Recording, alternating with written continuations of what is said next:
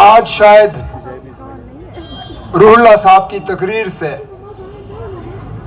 आपको एक सवाल का तो जवाब मिल ही गया, क्योंकि अक्सर बेशतर मुझसे सवाल यह किया जाता है कि श्रीनगर में आगा रूहुल्लाह मेहदी साहब को मैंडेट क्यों, और उसका जवाब रूहुल्लाह साहब की तकरीर में है। क्योंकि ये उम्मीदवार वो शख्स हैं जो मौक़िफ़ से हटते नहीं, उनको इस बात की परवाह नहीं है कि उनके किसी चीज का कहने से किसी को नाराजगी होगी, किसी को बुरा लगेगा, कोई खुश होगा या नाराज होगा। इनके जहन में एक ही बात है कि जो सही है वो सही है, जो मौक़िफ़ है उससे हटना नहीं है। और इंशाअल्लाह जब वो आपके वोटों को लेके यहां से जून के पहले हफ्ते में कामयाब होकर आपकी नुमाइंदगी करने के लिए दिल्ली पार्लियामेंट चला जाएगा, तो इसी तरह दमदार और जोरदार तकरीरों में वो आपकी नुमाइंदगी जो है यहां से करता रहेगा। और यही आपको चाहिए, यही आपको चाहिए, क्योंकि हमने बहुत नुमाइंदे ऐसे भी देखे जो यहां से गए और खामोश हुए। हमने वो लोग भी देखे जिन्होंने बीजेपी के खिलाफ वोट मांग के उन्हीं के साथ फिर हाथ मिलाया। हमने वो लोग भी देखे जिन्होंने यहां के काम रोके, जिन्होंने यहां की माइनिंग रोकी, जिन्होंने यहां जेहलम का जो रेत निकलता है उसके ठेके रोके। हमने वो लोग देखे जिन्होंने चोरी छुपे जो है बीजेपी को यहां अंदर लाने की साजिश रचाई, और अब खुलेआम कहते हैं कि हाँ जी हम बीजेपी के साथ हैं। उस बीजेपी के साथ जिस बीजेपी के लिए आज भी मुसलमानों के लिए कोई जगह नहीं, वो बीजेपी भी आज भी इस कौम के साथ जो है नफरत फैलाने पे लगी हुई है। और अफसोस की बात यह है कि उनको इस बात का एहसास जरा सा भी नहीं है कि इलेक्शन तो 3 जून को खत्म होगा। 3 जून को इलेक्शन खत्म होने के बाद जो 4.5 साल और 5 साल इस मुल्क को चलना होगा, कैसे चलोगे इस तरह नफरत फैला के? कहीं मंगलसूत्र की बात, कहीं जमीन की बात, लेकिन मकसद ये कि किसी ना किसी तरह तनाव पैदा हो, दुश्मनी पैदा हो, नफरत फैल जाए। कहने के लिए तो ये लोग कहते हैं कि तरक्की हुई जम्मू कश्मीर में, कहने के लिए तो ये लोग कहते हैं कि 370 हटने पे यहां लोगों ने बहुत तरक्की देखी। अरे नाब, क्यों हमारे जख्मों में आप नमक छिड़क रहे हो?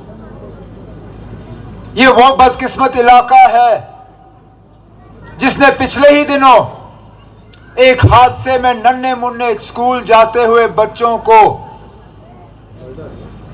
हमसे जुदा होते हुए देखा। कुछ उनमें से आज भी नहीं मिले जिनको उनके मां बाप जो है सही तरीके से दफन कर पाए। और क्यों? क्योंकि वो पुल उनके लिए बना नहीं, वो पुल उनके लिए बना नहीं जो पुल हमारे दौर में सैंक्शन हुआ था। आप कौन सी बड़ी बात करोगे? आप कारखानों की बात करोगे, आप इन्वेस्टमेंट की बात करोगे, आप टनलों की बात करोगे, आप हवाई अड्डों की बात करोगे, आप रेल की बात करोगे। अरे जनाब, सिर्फ इस पुल की ही बात करें, समझाएं यहां के लोगों को आखिरकार क्या वजह थी कि उन मासूम बच्चों को किश्ती के जरिए ये दरिया पार करना पड़ा, जबकि उनके लिए एक पुल का प्रोजेक्ट तैयार हुआ था। वो कौन सी मजबूरी थी बताएं? क्योंकि हमें तो गए हुए अब 10 साल हो गए, हमें हुकूमत छोड़े हुए 10 साल हो गए। हमारे बाद जो है, जो आज दोबारा आपसे वोट मांग रहे हैं, जिन्होंने 2014 में एक लिबास पहन के मांगा था, जो आज दूसरा लिबास पहन के मांग रहे हैं, कम से कम वो इस बात का जवाब दे कि जब आपने अपने कीमती वोटों से उनको जितवाया, मैं भी उस वक्त उम्मीदवार था, मैं रह गया, मुझे छोड़ के आपने उनको पसंद किया, आपके वोट लेके उसने किया क्या? क्या फायदा किया आपका, आपके लिए उसने? यहाँ की माइनिंग अगर बंद हुई तो उनके दौर में बंद हुई, अगर वो पुल का प्रोजेक्ट रुका तो उनके दौर में रुका, अगर यहाँ प्रॉपर्टी टैक्स लगना शुरू हुआ बदामी बाग कंटोनमेंट एरिया में, जहां इस शहर में और कहीं नहीं लगता, कहीं नहीं, मां सिवाय इस इलाके में, इनके दौर में यह सिलसिला शुरू हुआ। अगर ये अब आपसे वोट इस बार लेंगे तो और कौन सा धोखा करने के लिए ये तैयार हैं आपके साथ?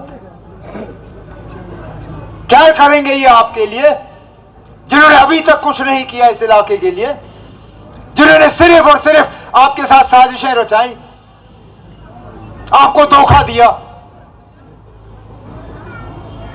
हमारी इज्जत, हमारी वकार, पहचान, हमारी शनाख्त सब मिटाया इन्होंने, और उसके बाद मिला कुछ नहीं, कुछ नहीं।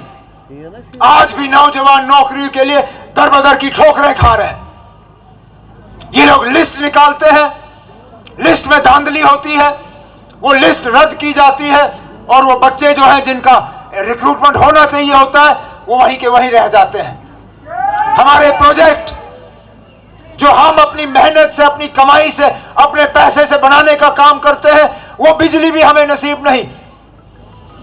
हाँ, एक चीज इन लोगों ने जरूर किया, इन लोगों ने स्कूल नहीं खोले, इन लोगों ने अस्पताल नहीं खोले, इन लोगों ने कॉलेज नहीं खोले, इन लोगों ने यूनिवर्सिटियां नहीं खोली, इन लोगों ने प्राइमरी हेल्थ सेंटर नहीं खोले, इन लोगों ने यहाँ के नौजवानों को रोजगार नहीं दिया। एक चीज जरूर खोली, गली गली में इन लोगों ने शराब की दुकानें खोली, और कुछ नहीं। दिल्ली को जाके कहते हैं कि अब जम्मू कश्मीर की कमाई बढ़ गई, लेकिन ये कहना भूल जाते हैं कि अगर कमाई बढ़ी तो सिर्फ और सिर्फ इन शराब की दुकानों से कमाई बढ़ी। हमारे बच्चों को इन पिछले 8-10 सालों में मां सिवाय शराब की दुकानें और नशीली दवाइयां, ड्रग्स, इसके अलावा इन लोगों ने और कुछ नहीं दिया। बेइज्जत करके रखा हमें, और फिर ये लोग अलग अलग लिबास में वोट मांगने के लिए निकलते हैं। अब श्रीनगर पार्लिमानी हल्का, बिलखसूस लाल चौक असेंबली हल्का, आप लोगों ने एक फैसला करना है। 13 तारीख को आपने तय करना है कि आपको कौन सा नुमाइंदा दिल्ली भेजना है। क्या आपको वो नुमाइंदा चाहिए जो दिल्ली जाके नागपुर की गोद में बैठे? आपको वो नुमाइंदा चाहिए जो कल को बीजेपी के साथ हाथ मिलाए?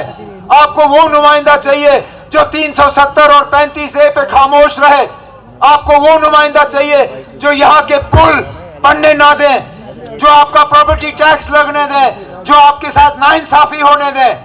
या आपको वो नुमाइंदा चाहिए जो आपके जज्बातों की सही माने में तर्जुमानी कर सके, जो आपके हकूक के लिए लड़ सके, जो आपके इंसाफ के लिए लड़ सके, जो हमारी इज्जत, वकार, पहचान, शनाख्त उसको दोबारा वापस लाने के लिए लड़ सके? अगर आपको नुमाइंदा वो चाहिए जो आपके लिए लड़े, जो वहां जाके आपकी आवाज बने, जो आपके जज्बातों की तर्जुमानी करे, फिर आपको ज्यादा मशीन में देखने की जरूरत नहीं है। वहां सिर्फ एक ही बटन है जो आपके हकूक के लिए लड़ने की ताकत रखती है, और वो बटन हल का बटन है। वो बटन जनाब आगा सैयद रूहुल्लाह साहब का बटन है, वो मेरा है, वो फारूक साहब का है, वो आप सबका है। और इसी में हमारे तमाम मसलों का इलाज लिखा हुआ है। और ये सेमीफाइनल है, फाइनल का भी ऐलान हो चुका है। जून में ये नतीजे निकलेंगे, इंशाल्लाह जुलाई में दोबारा इलेक्शन का ऐलान होगा, और अगस्त सितंबर में जो है आपको एमएलए बनाना होगा, आपको मिनिस्टर बनाने होंगे, आपको चीफ मिनिस्टर बनाना होगा। अगर आप सही नुमाइंदा चाहते हो आने वाले असेंबली इलेक्शन में, अगर आप नौजवान उम्मीदवार चाहते हो, अगर आप ईमानदार उम्मीदवार चाहते हो, अगर आप मेहनती उम्मीदवार चाहते हो, तो मेहरबानी करके हल के बटन को दबा के मेरे साथियों के हाथ मजबूत करिए।